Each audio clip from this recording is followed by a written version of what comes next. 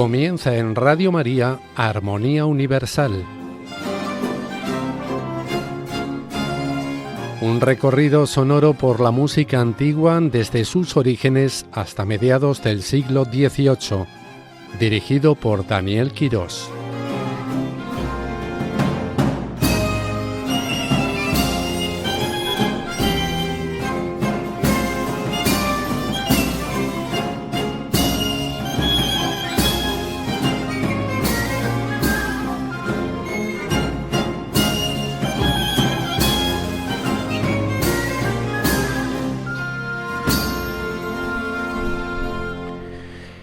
Bienvenidos un lunes más a Armonía Universal, un espacio en la programación de Radio María dedicado exclusivamente a conocer a fondo alguna de las piezas más interesantes de lo que se conoce como música antigua, o lo que es lo mismo, toda aquella anterior al año 1750.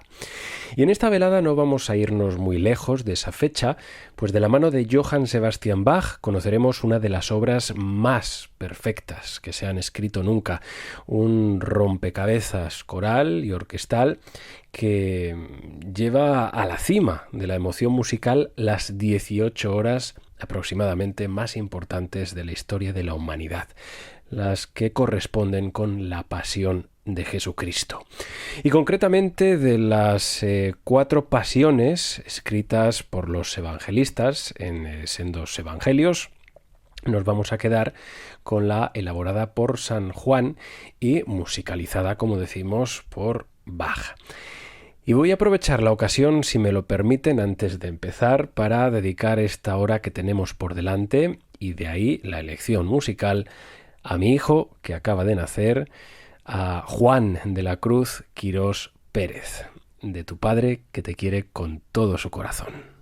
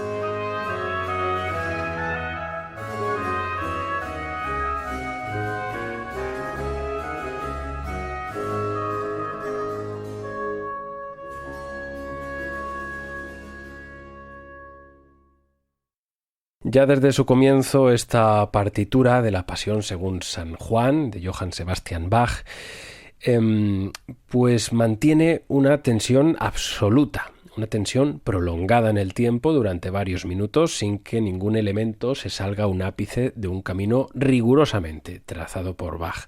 Es casi como una catedral musical, podríamos decir. Un camino marcado durante unas 2 horas, donde Bach condensa el germen de nuestra vida occidental bajo una narración conmovedora y también terrible, el padecimiento de un hombre, de nuestro Creador, de Jesucristo, que da su vida para salvar la de la humanidad. Sean ustedes cristianos o no, quienes nos están escuchando, lo cierto es que esta obra, junto a la Pasión según San Mateo y la Misa en Si menor, forman lo que algunos han llamado la Santa Trinidad de la producción musical de Bach. 3 obras fundamentales sobre las cuales se han asentado infinidad de composiciones de otros autores posteriores. Y esta, si me lo permiten, creo que tiene además un comienzo realmente especial. En mi humilde opinión, siempre he sostenido que ni las grandes oberturas de compositores posteriores como Händel, Mozart o Beethoven, y son importantísimas, aún así no se pueden asemejar al comienzo de esta Pasión según San Juan en fuerza, en intensidad y sobre todo en dramatismo. De hecho, ninguna obertura de ópera de la primera mitad del siglo XVIII que conozca se acerca más que a anticipar las atmósferas creadas por las de Idomeneo o Don Giovanni de Mozart y, por supuesto, no están siquiera a la altura del inicio de esta pasión. Ni existe tampoco un mejor antepasado directo de los 3 preludios de la Leonore de Beethoven, sobre todo en lo que respecta a su intensidad pictórica y a su visión trágica, que esta Pasión, según San Juan. Pues bien, esa turbulenta introducción orquestal, como les digo, no tiene parangón, al igual que una auténtica obertura, y que nos va haciendo señas claras para que nos introduzcamos de lleno en el drama, pero no en un teatro, sino en una iglesia. Y es que la tonalidad en la que está escrita, además, en sol menor, va asociada habitualmente, desde, por ejemplo, Henry Purcell hasta Wolfgang Amadeus Mozart, al lamento. La pulsación trémula, implacable que genera la línea del bajo, lo que parecen suspiros en las violas y el movimiento agitado de los violines, todos ellos dotan a este inicio de una fuerza emocional única, con unas disonancias realmente espectaculares que, ya lo escucharán, no dejan lugar a dudas a que lo que viene va a ser la crucifixión de nuestro Señor Jesucristo.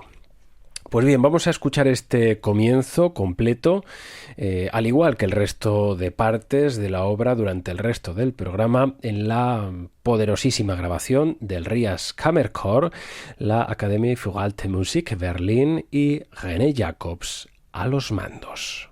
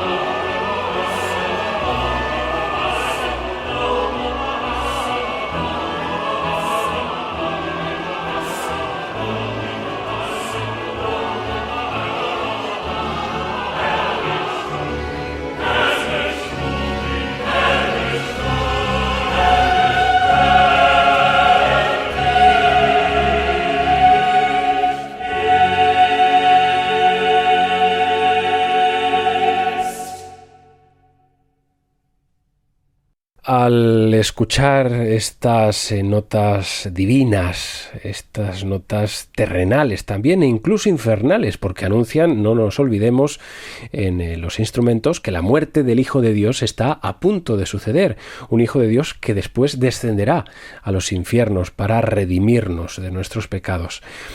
Nos damos cuenta, como digo, en este comienzo de la Pasión según San Juan, de que Bach lo hace con unas palabras que no, eso sí, no representan la crucifixión física inmediata, sino la alabanza por el reinado universal que acontecerá precisamente a través de su muerte, ese caos que llevará a la perfección. Pero antes de adentrarnos en la estructura de la obra, eso sí quiero que hablemos un momento de un misterio. Y es que no existirían solamente las dos pasiones que hoy conservamos de Bach. Sabemos, gracias a la documentación histórica, que pudo haber alguna más, que eso sí se han perdido total o parcialmente. Quizás podría ser por el constante trabajo de reelaboración del compositor, que muchas se traspapelaron. Pues no lo sabemos con certeza. Lo que sí es indiscutible es que ese trabajo incansable de volver una y otra vez sobre sus propias creaciones llevó a Bach a realizar hasta, 5 versiones de la Pasión según San Juan, además del resto de pasiones. ¿Y por qué estas otras se perdieron, además de algunas otras versiones, y solo nos llegaron las pocas que conocemos? Como digo, no tenemos una respuesta clara, todo lo que manejamos son hipótesis. Quizás podemos decir que la Pasión según San Juan y la Pasión según San Mateo eran las más valiosas musicalmente hablando. No sabría decirlo porque la de Lucas, los restos que nos han quedado son una auténtica maravilla. Sabemos también que Carl Philipp Emanuel Bach, su hijo, que heredó estas 2 partituras, pudo haber desechado las otras, puede ser, o quizás no es que las desechara por falta de aprecio, sino que solamente poseía estas 2 porque el resto de las pasiones fueron legadas a su hermano mayor, a Wilhelm Friedemann Bach, que debido a su vida disoluta las pudo malvender para afrontar las deudas contraídas por el juego o por la bebida. En fin, de todos modos, la documentación permite, eso sí, deducir con toda claridad la preferencia del propio Bach por estas 2 pasiones que han sobrevivido.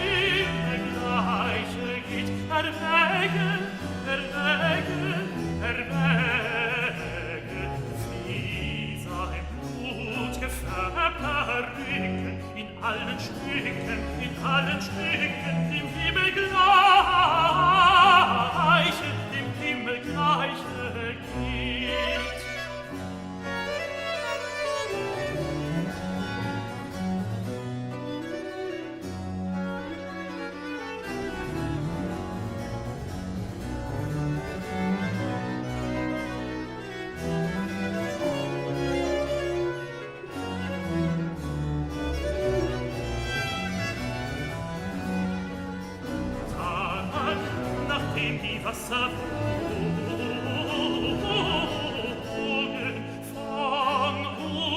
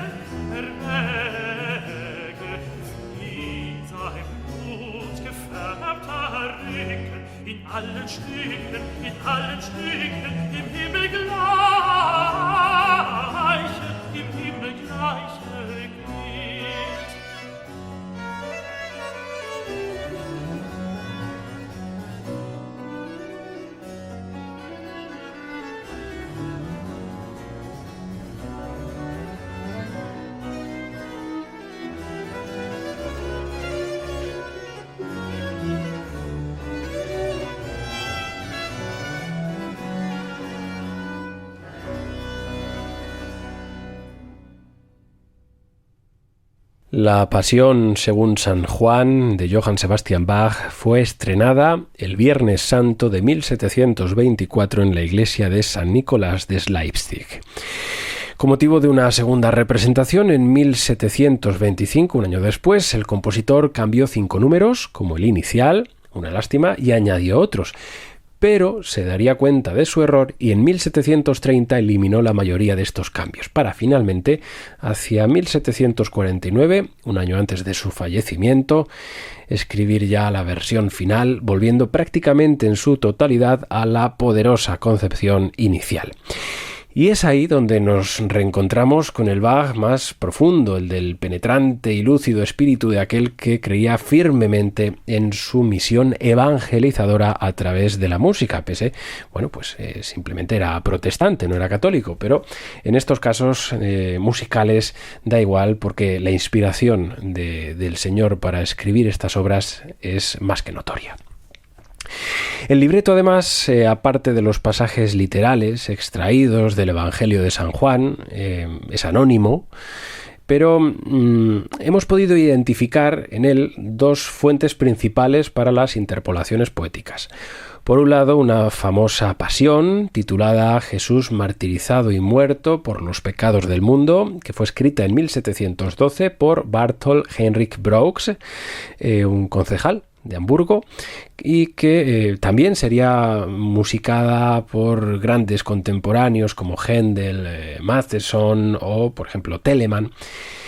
Y por otro lado tenemos un libreto de la Pasión según San Juan de Christian Heinrich Postel, que fue libretista de la Ópera de Hamburgo, todo en la misma ciudad.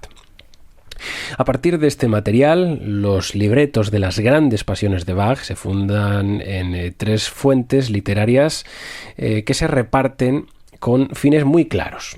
En primer lugar, el texto evangélico de la narración de la pasión y muerte de Cristo, que constituye el núcleo histórico de la obra. En segundo lugar, las estrofas madrigalescas, mucho más populares, de carácter libre, que comentan e interpretan los diversos sucesos narrados como expresiones, diríamos, individuales, ¿no?, de la piedad y de la contemplación cristianas. Y en tercer lugar, las estrofas corales escogidas de los libros de cantos habituales en las iglesias de Leipzig, protestantes, cuya finalidad es expresar de manera simbólica las reacciones de toda la comunidad de creyentes ante el drama, el auténtico y verdadero drama sagrado que se está relatando.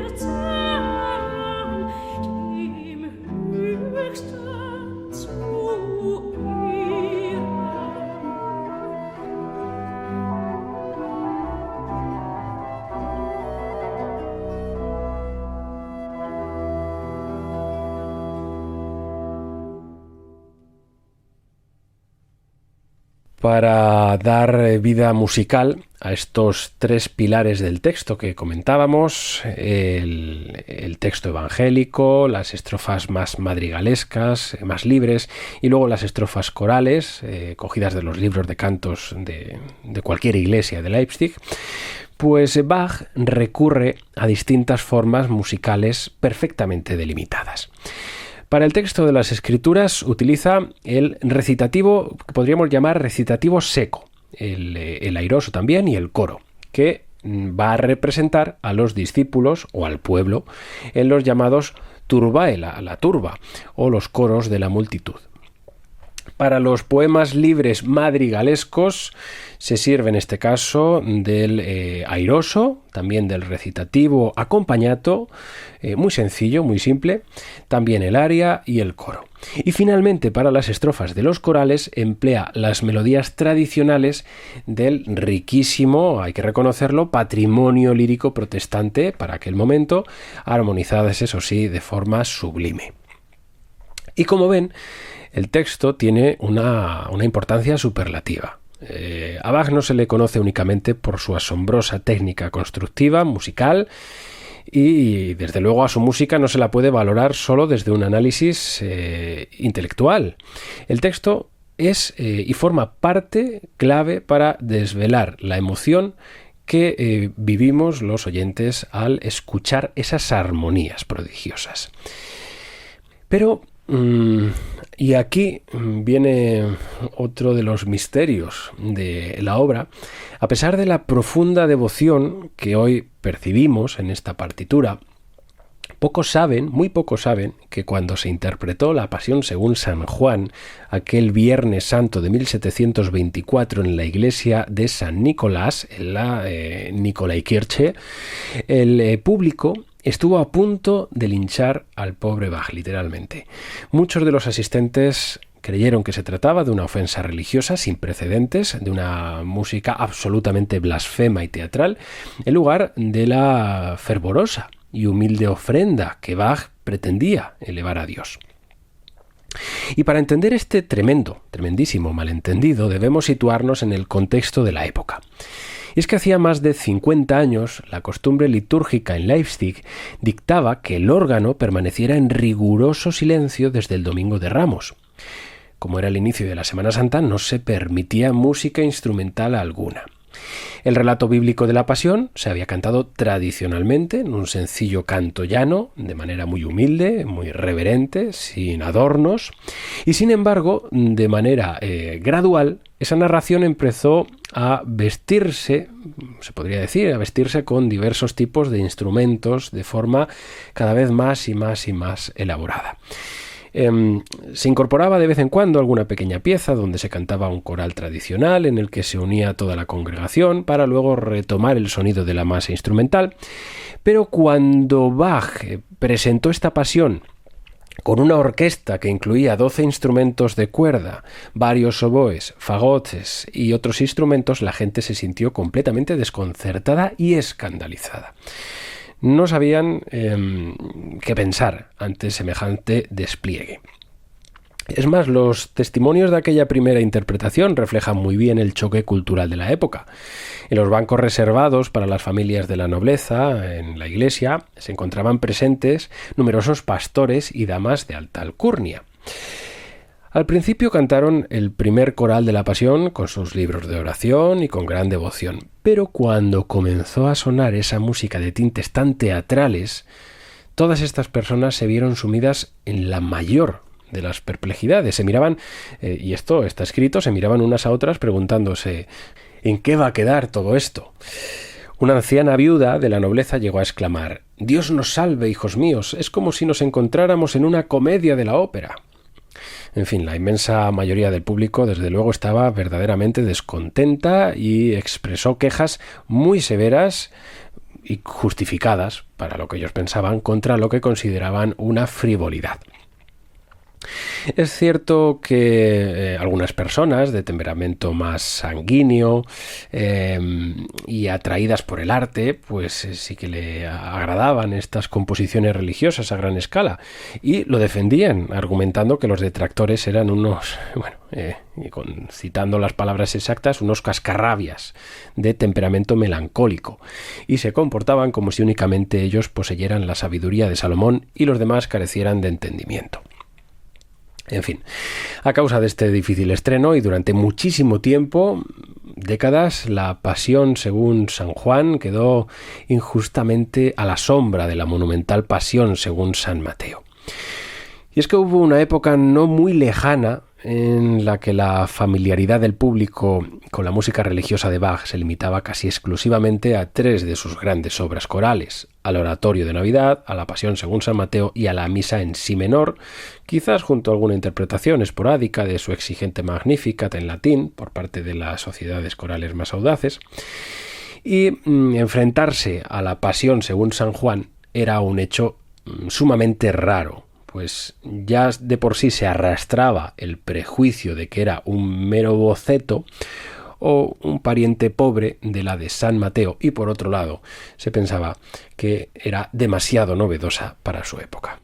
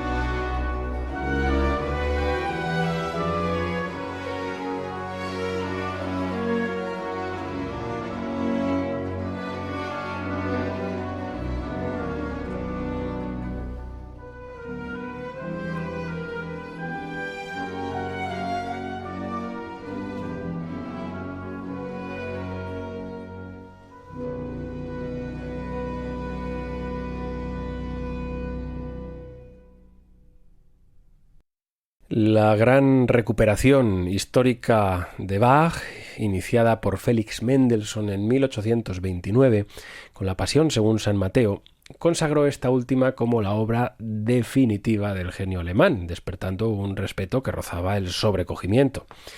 Y al lado de ese gigante, en la Pasión según San Juan, a pesar de ser rescatada también por Mendelssohn en 1833, fue vista como una obra más tosca, más afilada, desprovista de delicadeza, mucho más ruda, mucho más también, podríamos decir, de polos opuestos. El célebre biógrafo Philipp Spitta llegó a escribir que la obra adolecía de una turbia monotonía y una borrosa neblina. No sabemos si es que no la había escuchado, que puede ser, pero estaba equivocadísimo. Porque vamos a ver las palabras de otro genio, Robert Schumann, que tras dirigirla en Düsseldorf en 1851 escribió entusiasmado que la Pasión según San Juan le parecía en muchos sentidos mucho más audaz, enérgica y poética que la de San Mateo, destacando lo compacta y genial que resulta en todo momento, especialmente en sus coros. Schumann estaba desde luego maravillado y llegó a decir: ¿con qué arte está hecha? Personalmente estoy plenamente convencido de que Schumann tenía toda la razón y, lejos de quedar empequeñecida por su épica compañera, la Pasión según San Juan es la obra más radical, más directa y más dramática de todas las pasiones conservadas de Bach. El impacto emocional que nos produce es más poderoso que el de cualquier otra obra musical escrita sobre el tema antes o después de ella.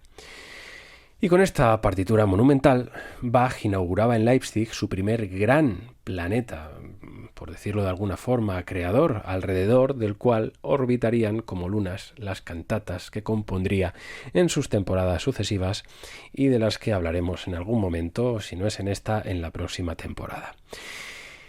Y llegamos al final de nuestro programa de hoy, aquí en Armonía Universal. Ya saben que pueden escribirnos a nuestro correo electrónico armoniauniversal, todo junto y con H, armoniauniversal@radiomaria.es. También pueden escuchar este y otros programas en nuestra página de podcast de Radio María.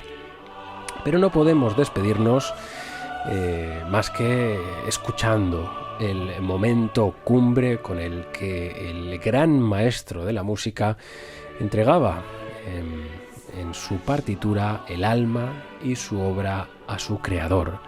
El celestial coral final: Señor, deja que tus amados ángeles lleven mi alma al seno de Abraham.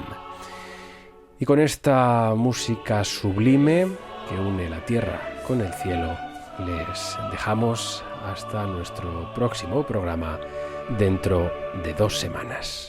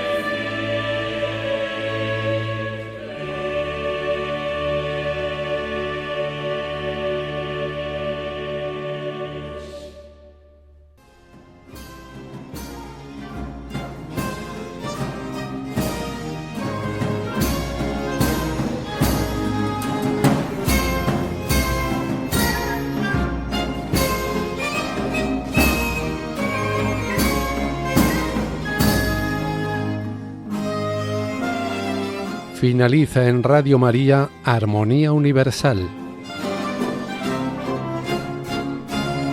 Un recorrido sonoro por la música antigua desde sus orígenes hasta mediados del siglo XVIII.